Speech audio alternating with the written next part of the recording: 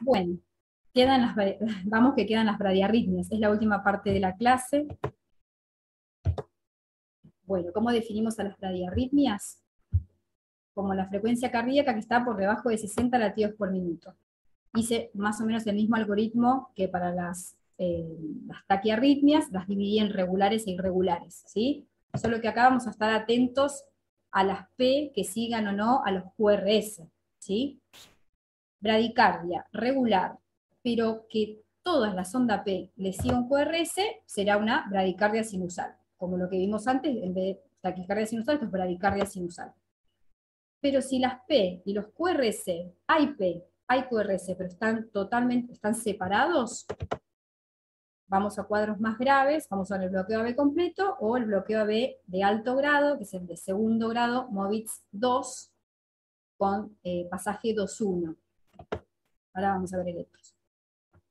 En tanto que si tenemos una bradicardia irregular con P que no están conducidas, puede ser algo benigno como el Wenckebach, que ahora vamos a ver, el MOVITS tipo 1, o el MOVITS tipo 2 con PR fijo. Y si no vemos onda P, bradicardia irregular sin onda P, seguramente será una fibrilación auricular de baja respuesta ventricular o paro sinusal con escape. ¿Qué quiero que se lleven de esto? Que en todo paciente bradicárdico hay que hacer un dedo largo siempre, porque si tiras pedacitos cortitos de cada derivación, es muy difícil a veces hacer un diagnóstico en un pedacito de electro. Entonces, en eso voy a hacer hincha, en decir que hagan un QRS, hagan un dedos largo, ¿sí? Para las taquicardias por ahí no tanto, uno se las arregla, pero las bradicardias hay que hacer un dedos largo. Bueno, analicemos por partes. Vamos a la primera parte. Bueno, bradicardia sinusal, ¿sí? P, PRQRS, P, PRQRS, nada. ¿Tiene alguna implicancia? Bueno, parecido a la taquicardia. No, probablemente no. Pero ¿qué tenemos que tener en cuenta? ¿Qué fármacos está tomando el paciente? Si es un anciano o es una persona, digamos, de más de 80 años, ojo con la enfermedad del nódulo sinusal, porque empiezan con bradicardias. El hipotiroidismo, cuando está mal controlado, puede presentar bradicardia sinusal. Hipertensión endocraniana, lo que hablábamos antes de las patologías internadas en la sala. Y bueno, nosotros vemos mucho en los infartos de cara inferior, esto es por estimulación vagal, ¿sí? Por ahí hay algo que no puse, pero que es muy común de ver, ¿vieron los pacientes que cursan cuadros de colecistitis, de inflamación de la vesícula? Bueno, eso genera mucha bradicardia, porque se ponen muy vagales, lo mismo, porque por el sistema que se inflaman y estimulan el parasimpático, y suelen estar muy bradicárdicos, pero hasta de 40, 30 y pico, 38 por minuto. Y no pasa nada, nada, se controla, nada más. Vamos a lo que está mal, a lo que hay que tener cuidado. Fíjense, bradicardia regular, porque los QRS están equidistantes, buscamos P y hay P, acá hay una, acá hay otra, acá hay una, acá hay otra, pero fíjense, esta P está conduciendo, digamos, P, PR, QRS, pero acá hay una P y no hay nada. Esta conduce normalmente, acá hay una P y acá no hay nada. Esto es un bloqueo aurículo-ventricular de segundo grado 2.1. ¿Por qué 2.1? Porque hay dos ondas P por un QRS. Esto es grave porque implica que hay mayor compromiso del nódulo aurículo-ventricular y puede degenerar en esto, que es el bloqueo AB completo. ¿Cuál es la diferencia? Que acá vemos P, pero están totalmente disociadas. O sea, las P va por un lado y los QRS van por el otro. Y fíjense que la frecuencia es más o menos similar, ¿sí? Pero la diferencia es esta. Acá hay algunas P que conducen, como esta, esta y otras P que no, y acá está totalmente separado. Las aurículas van por su lado y los ventrículos van por el otro. ¿Esto es grave? Sí, muy grave, cualquiera de los dos. Son bloqueos de alto grado, son pacientes que van a necesitar unidad coronaria, más allá de la causa que esté generando esto, ¿sí? No importa si es porque, no sé, le administramos dioxina, o la razón que sea, este paciente va a necesitar monitoreo permanente.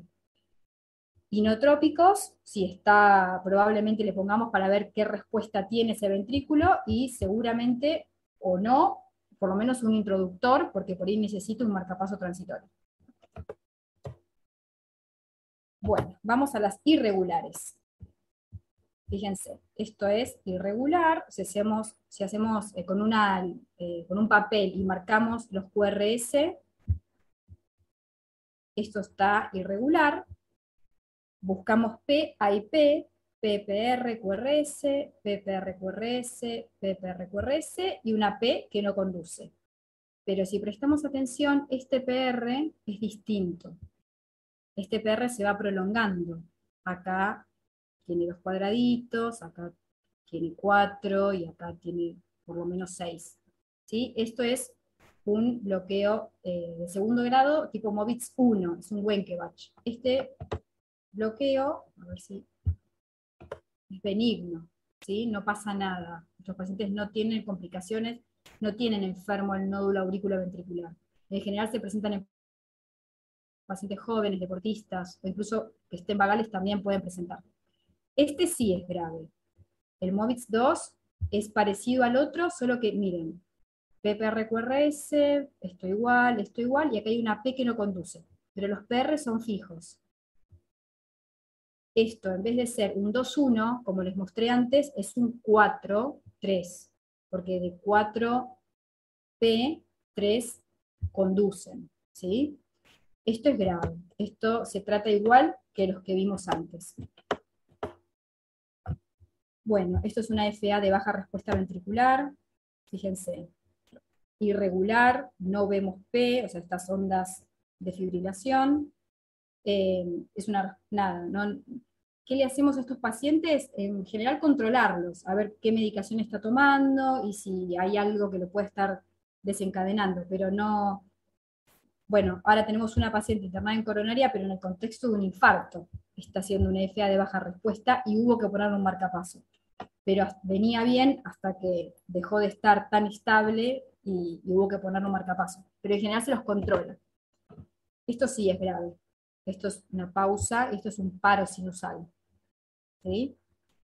Acá hay una P, QRS que conduce, y acá nada. Asistolia por un ratito.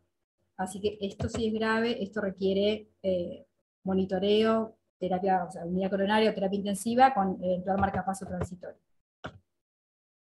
Bueno, para ir finalizando, vamos a volver al caso clínico. Era un hombre de 55 años, con sobrepeso, hipertenso controlado, que estaba internado en clínica por un síndrome de Guillain-Barré, que comienza con disnea en clase funcional 3, ligera de saturación, que mejoraba con oxígeno, y en el control de enfermería, la taquicardia a 150 latidos por minuto, con 170 de ETA.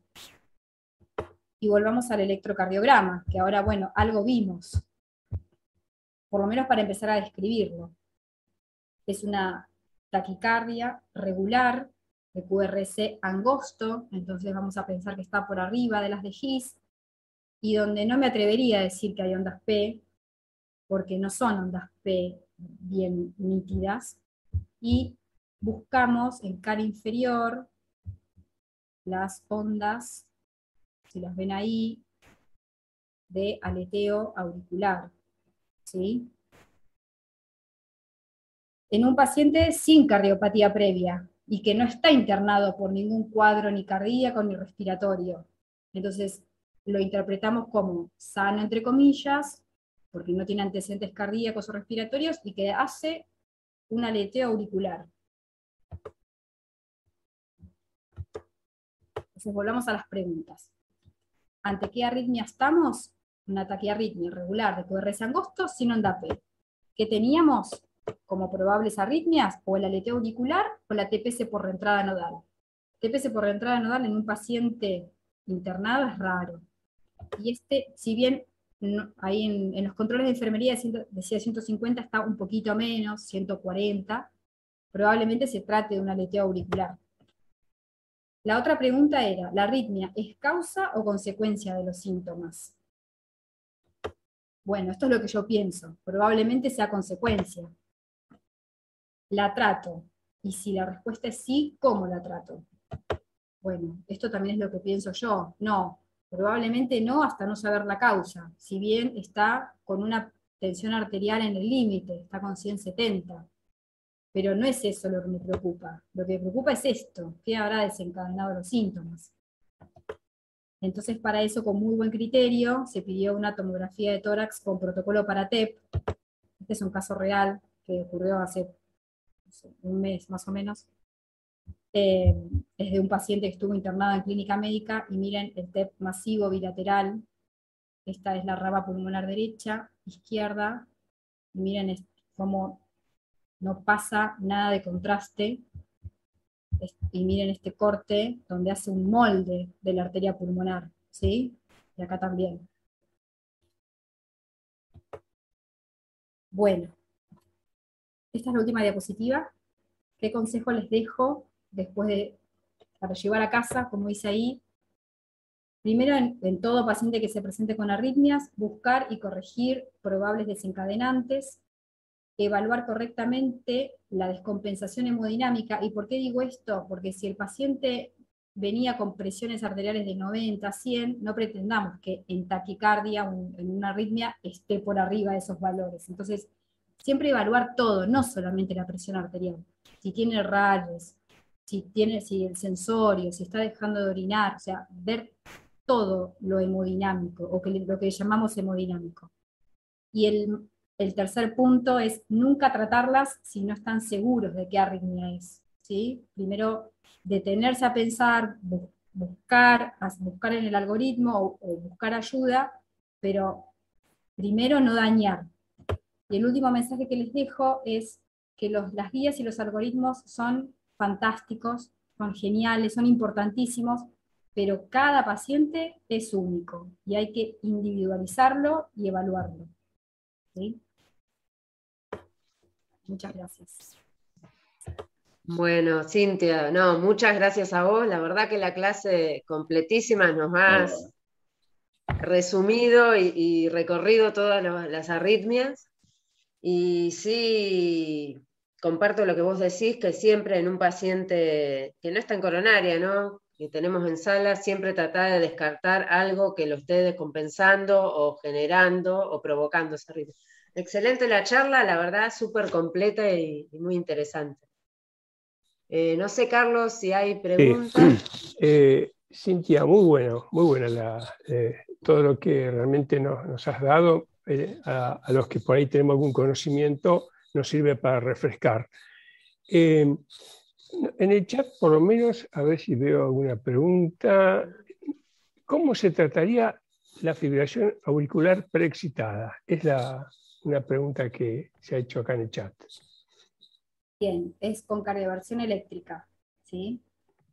Sincronizada, por supuesto, previa sedación, se los duerme porque eso duele, así que hay que dormirlo, ponerles analgesia, y si es el único tratamiento es la cardioversión eléctrica. Y vos me vas a decir, llevaba un mes de síntomas. En un mes, si el paciente venía en FA, puede tener trombos, sí, los puede tener, pero si no se hacía eso, nada, pueden hacer FB, entonces es peor. Bien. Perfecto. Es raro, pero ese paciente vino de la guardia. Es un caso muy poco frecuente. Nosotros después lo hicimos en un Ateneo con Keegan, porque pero no, simplemente era para mostrarles que no todo es igual, digamos. Y no tenía él antecedentes previos de No, síntomas de presunto as aberrantes, ¿no? Exactamente, Porque... no. Y también lo que por ahí charlábamos con Roberto Keegan, que sabe muchísimo de esto, sí, es que con la edad los ACE se van fibrosando, ese es accesorio. se anulan solos. Claro, se fibrosan. Y es raro que el señor grande, 77 años, todavía tenga, digamos, probabilidad de preexcitación. Y bueno, se lo ablacionó a ese paciente. Súper interesante, sí. Digamos Cintia, Sí. Cintia, ¿te puedo hacer una preguntita? Magrotti de Saliqueló te habla. ¿Cómo estás? Ay, Te felicito. ¿Cómo andás? Gracias. ¿Por qué no nos das algunos conceptos básicos en taquiarritmias en embarazadas? Si tenés, ¿cuál podés decir esta droga no la usen nunca? ¿Y qué me podés decir de la cardioversión en embarazadas que tienen indicación de, de hacer la cardioversión, ¿no? En las taquiarritmias? ¿Qué me podés decir? Y que a veces es peor sostenerlas con arritmia que tratarlas. Y si hay que usar la droga, hay que usarla. Y me pasó a mí en una embarazada que hizo una TPS, porque ¿qué pasa? En el embarazo aumenta la bulimia, ¿sí? Eso es fisiológico. Entonces, como decíamos, eso puede tener repercusión en las cavidades cardíacas. Y eso puede desencadenar arritmias. ¿Es común? No. Por suerte no. No es tan común que veamos arritmias graves en las embarazadas. A mí lo que me pasó fue una que hizo una TPS y la traté igual que como si no estuviese embarazada. De hecho, la adenosina es una droga que tiene vida media muy corta, no le va a pasar nada al bebé. Pero si la madre se descompensa, termina siendo perjudicial. Y si había que cardiovertirla, se cardiovierte. Se realiza la cardioversión. Después tuvimos otra que la tratamos con dioxina. La verdad es que la dioxina también sería segura. De hecho, estaban los cardiólogos infantiles al tanto y no pasó nada. Y después usa el labetalol, que es la droga más segura para las embarazadas, que puede ser endovenoso o bioral. Sí, sí, muy bien, gracias. Estás muteado, Carlos. Estamos medio cortos de tiempo, sí. Pero en líneas generales, Cintia, si bien en un paciente internado puede darse cualquiera de las arritmias que mencionaste, por ahí algunas con más frecuencia que otras, ¿cuáles son en realidad las que uno tiene que, o sea, a ver, uno se imagina, pero cuál se debería derivar en forma casi inmediata a la unidad coronaria? Bueno, ahí, las ventriculares, fundamentalmente. La taquicardia ventricular, bueno, la torsada de Points y los bloqueos, ¿sí? Porque la fibrilación auricular, raro que descompense a un paciente. Es re infrecuente que lo termine descompensando, que necesite unidad coronaria. ¿Pasa? Sí, pasa. Hemos pasado pacientes a coronaria. Pero sí las ventricular, la taquicardia ventricular, la torsada, y los bloqueos de alto grado. Perfecto. Bueno, Cintia, muchas gracias. Muchas gracias, Cintia. Y obviamente te vamos a seguir invitando porque sos súper clara, me encantó la clase. Gracias, con mucho gusto. Hay otra pregunta que no sé si quieren responder. Algo de, no sé, justo la leí, pero... A ver, ¿qué beta bloqueantes usan en fibrilación auricular rápida? ¿Endovenoso? ¿Cuándo quieren frenar la frecuencia? No, si queremos frenar la frecuencia endovenosa, usamos la digoxina y le vamos dando vía oral algún beta bloqueante. ¿Y qué beta bloqueante? Los compatibles, digamos, el carvedilol es un muy buen beta bloqueante, el bisoprolol también, siempre teniendo en cuenta que no haya signos de insuficiencia cardíaca, ¿sí? Si no esperamos, primero compensemos al paciente y después hay que frenar, ¿sí? Hemos dicho, primero hay que desprecargar el carro para pegarle al caballo. Bueno, esto es lo mismo, o sea, primero desprecargar si tiene signos de insuficiencia cardíaca, ¿sí? Desprecargarlo con diuréticos y después como beta bloqueante el carvedilol, bisoprolol y bueno, la dioxina, ¿sí? Y no, endovenoso no usamos beta bloqueantes endovenosos. No, sí la dioxina. Bueno, muchas gracias. Vamos a seguir porque como dijo Carlos, sí estamos cortos con el tiempo. El segundo...